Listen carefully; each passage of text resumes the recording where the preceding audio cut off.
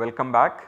In the last lecture we proved the result that every positive definite form is equivalent to a reduced form, and we also saw that given any discriminant d which is a negative number, there are only finitely many reduced forms of the discriminant equal to d.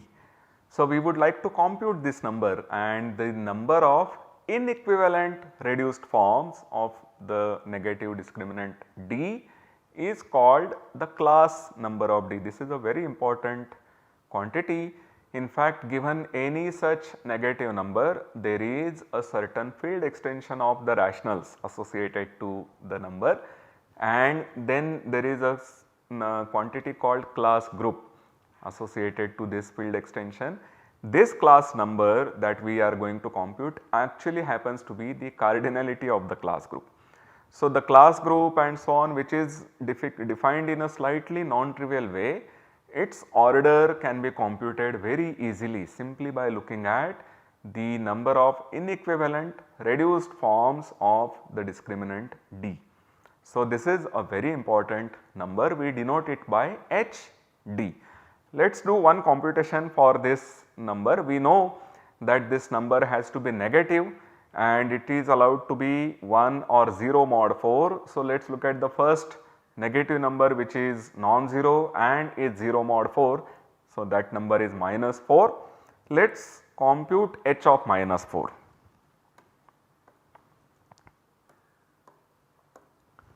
We have the following bound that minus d is bigger than or equal to 3 AC, but minus d here is 4.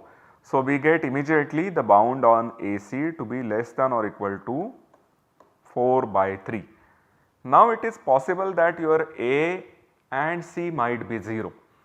If A and C are, if any of these, so which means that if the product is 0, then d is b square, because actual definition of d is b square minus 4 AC, but AC is 0. So, d is b square and b square is always bigger than or equal to 0. So, this is not possible.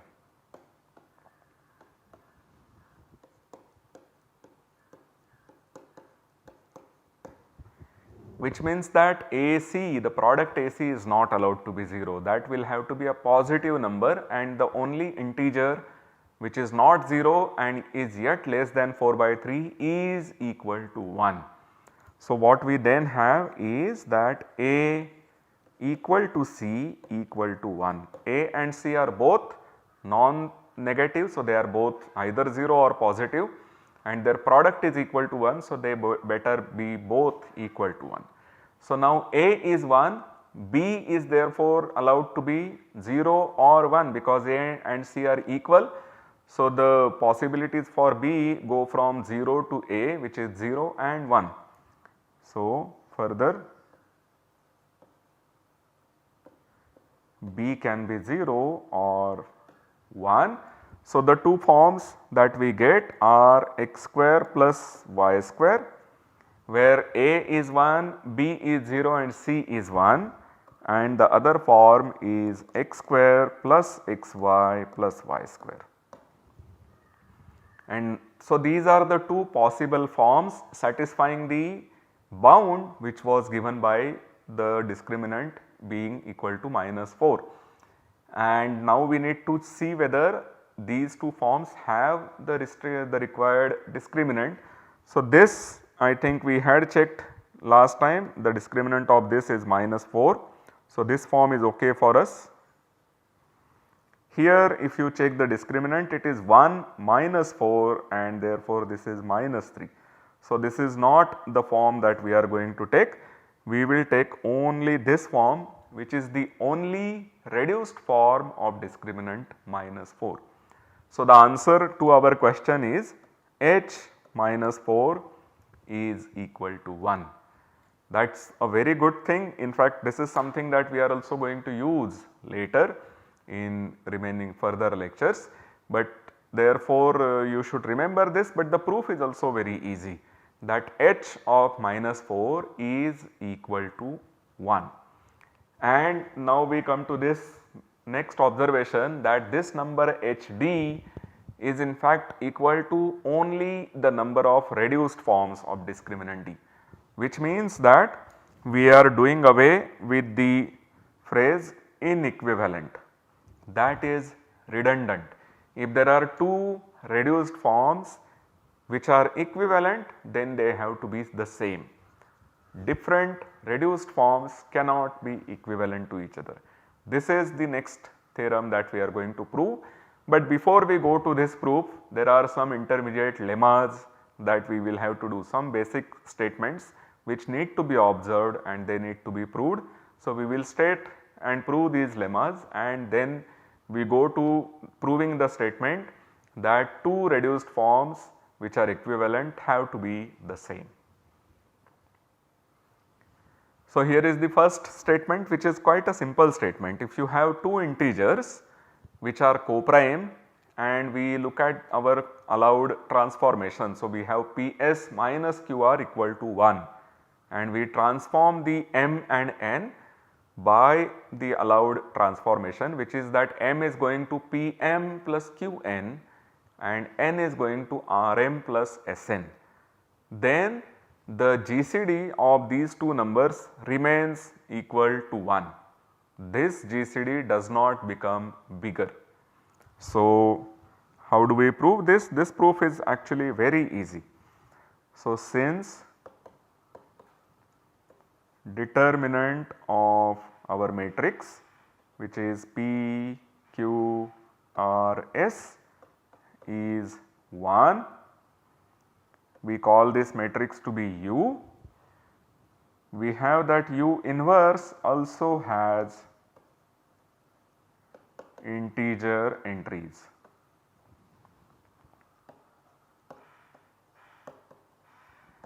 Say U inverse is A, B, C, D.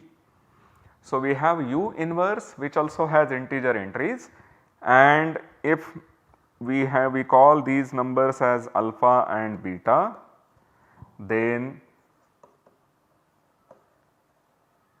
U inverse into alpha beta gives us our numbers m and n. So, m is a linear combination, integral linear combination of alpha and beta. N is an integral linear combination of alpha and beta given by A, B and C, D. Now, if alpha beta had a GCD which was not equal to 1, that would mean that there is a prime which divides the GCD of alpha beta. Whether the GCD is positive or negative, that we do not worry about right now. The GCD can be always taken to be positive, since we are looking at the number which is dividing both these quantities. So, if some negative number divides it, its negative will also divide it.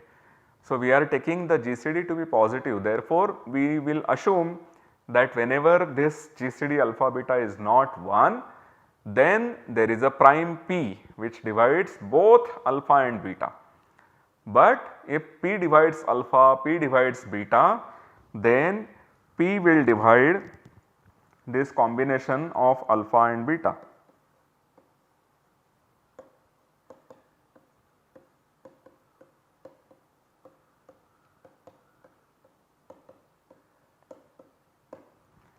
If there is a P which divides alpha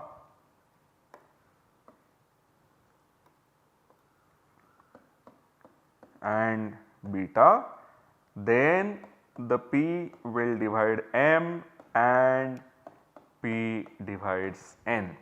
This is clearly a contradiction because we had assumed that the numbers m and n are co-prime. So, if m and n are co-prime and you have a GCD of alpha and beta to be not equal to 1, we get a contradiction. So, the GCD of m and n have to be equal to 1. This is a very important statement.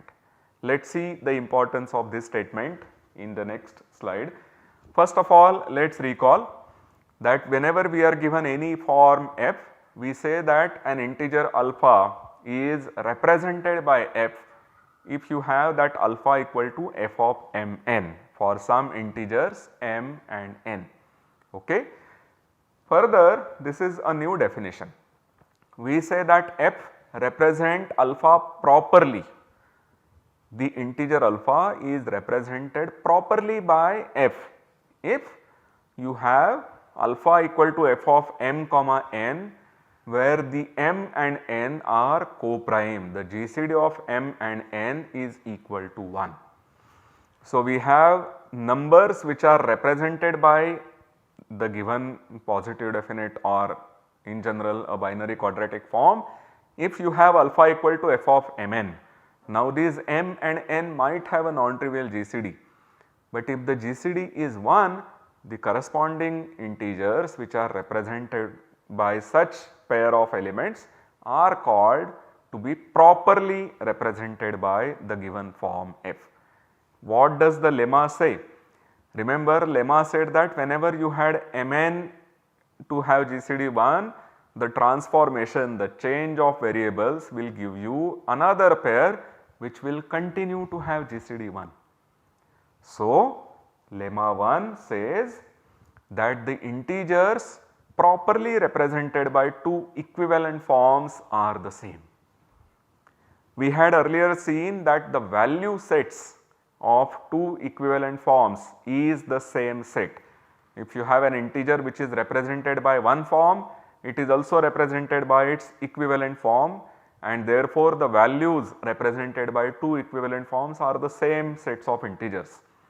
Here we have, this is a somewhat restricted subset, that the number of integers, the actual integers which are represented properly by these two forms which are equivalent are same.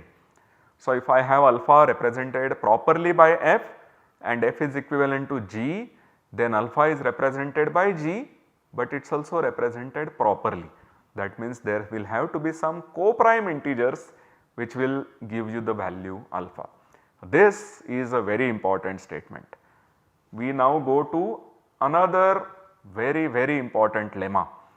This lemma says that if you start with a reduced form given by ax square plus bxy plus cy square, then the three smallest values represented by f are the ones which are given in the screen.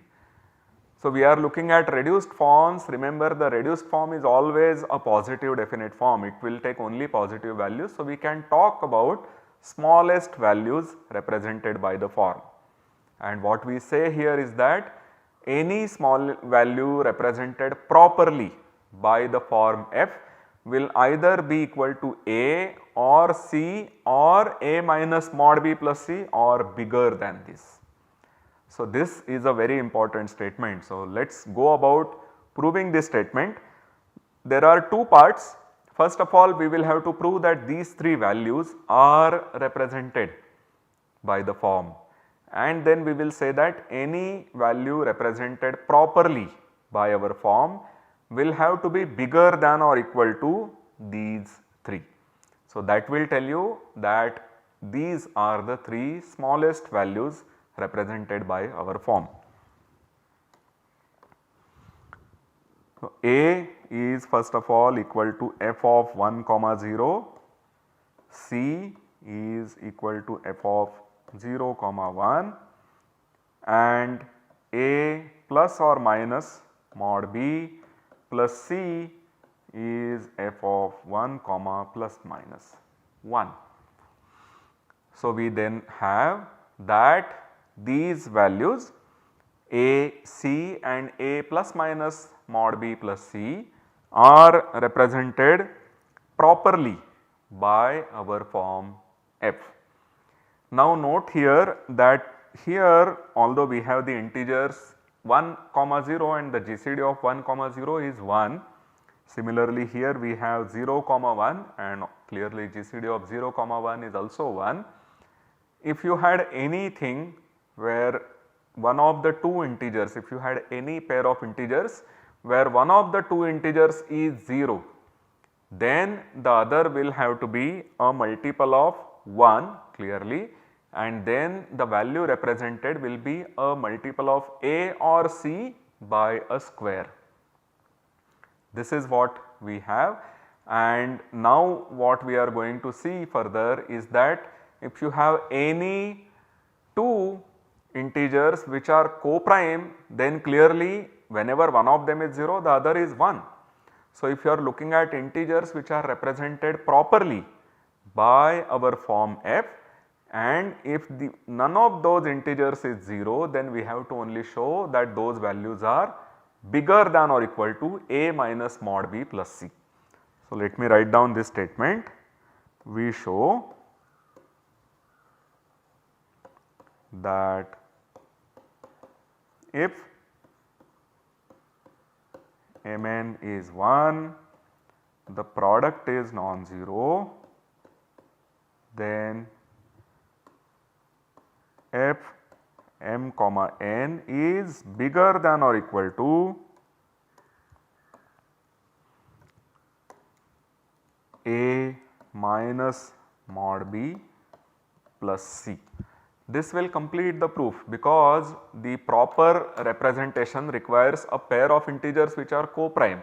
If any of the m or n is 0, the other integer has to be 1.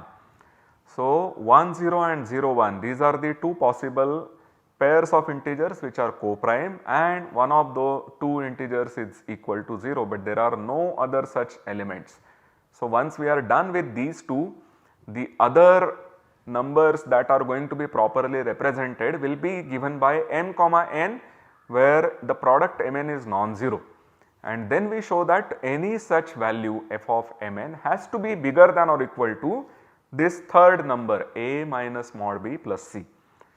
Before we go further, let us also quickly observe that the inequalities that we have written here are true. We clearly have that C is bigger than or equal to A because our form is reduced. So, this inequality is okay. This inequality is there because A minus mod B, this is always bigger than or equal to 0. Remember, B can take values only from minus A to A. So, mod B can never be bigger than A. So, A minus mod B, this is either a positive number or is 0, and therefore, the second inequality also holds. So, we have these three numbers in this order which are represented properly by the form f, and these are the three smallest values represented by f properly. So, now we need to show this last statement, that whenever you have a pair of integers mn of non-zero integers which are co-prime, then the value f of mn is bigger than or equal to A minus mod B plus C.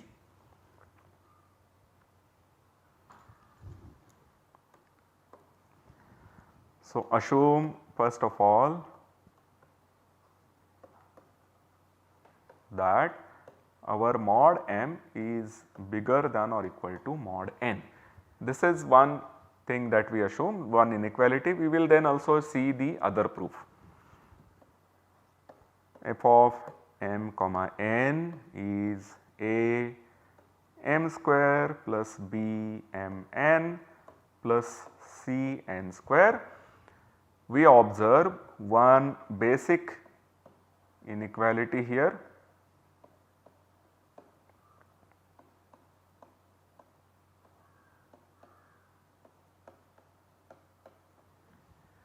We will prove this inequality later, but let us assume this inequality to begin with. Okay. So, now here we have that this is further bigger than or equal to mod m into A minus mod B. This is because here we are taking this mod m common. This would be mod B into mod n, and we are assuming that mod of m is bigger than or equal to mod of n. So, when we put a negative sign to it, it will mean that minus of mod m is less than or equal to minus of mod n. Therefore, I can replace this n here by m and I will get a smaller quantity, and therefore, we have this smaller quantity mod of m square a minus mod b, and finally I just have mod of n square. But we have observed that m and n are both non-zero. Therefore, mod of m is 1 or more, mod of n is 1 or more, and therefore, this quantity is bigger than or equal to a minus mod b plus c. So, barring the inequality that we have here, which is not proved yet, we have the result that with mod m bigger than or equal to mod n, f of mn is always bigger than or equal to a minus mod b plus c. Now, m is the coefficient of a, n is the coefficient of c. Let us look at the inequality that we have obtained. The inequality is symmetric as far as a and c are concerned. If you switch a and c, the inequality that you obtain remains the same. So, therefore, we will have the same method clearly. If mod m is less than mod n, we get the same inequality. So, modulo this inequality that we have not yet proved, we are done with the proof, because we would have proved that whenever mn are non-zero and are co-prime, the values taken by m and n on the form f is bigger than or equal to a minus mod b plus c. And let us just see what is happening. So, let me write down this inequality once again on the next slide, and we will prove this.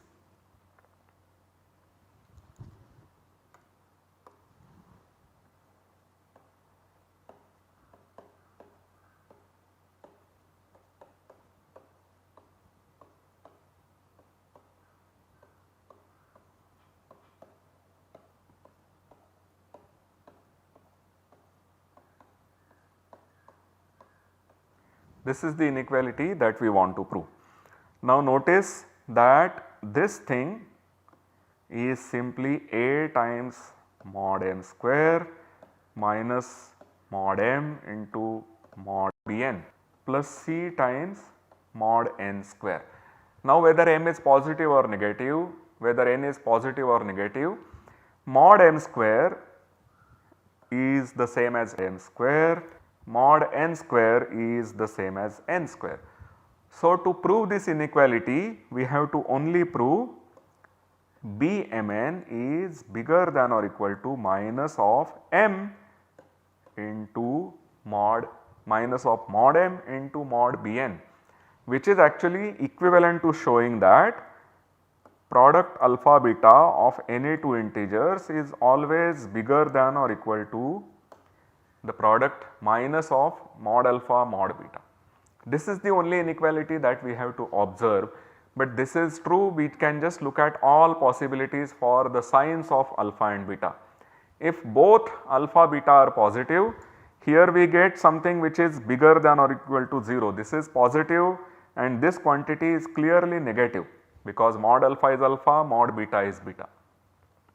So, you have a positive quantity bigger than a negative quantity, which is clearly true.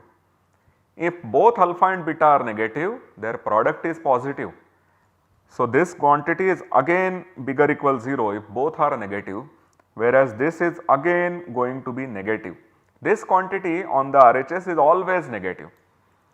So, what you may have is that the quantity on the LHS is either positive or it is negative and equals the quantity on the RHS. So, LHS is positive and therefore it is bigger than the RHS, which is negative or 0, or LHS is negative and equals the RHS. So, how can LHS be negative? You may have different signs for alpha and beta. Alpha is positive and beta is negative, say. Then you have that beta is equal to minus of mod beta. If beta is negative, mod beta is its negative. If beta is minus 5, mod beta is 5, and then minus of mod beta is equal to beta. So, you then have equality here whenever any of these two have different signs. So, the worst thing that you have for inequality is that you get equality. Whenever alpha and beta have distinct signs, alpha beta is equal to minus of mod alpha minus mod beta, and whenever alpha beta have the same signs, be positive or negative, then we get that alpha beta, which is now a positive quantity, is strictly bigger than minus of mod alpha times mod beta. So, this proves our statement that whenever we have any reduced form, the smallest 3 values which are represented by the positive definite reduced forms are A less equal C less equal A minus mod B plus C. Armed with these two lemmas, we are going to prove that any reduced form is not equivalent to another reduced form unless they are the same. So, we will start with 2 reduced binary forms which are equivalent to each other, and we will show that they are both are just the same forms. But we will have to wait for the next lecture for this. So, I will see you then. Thank you very much.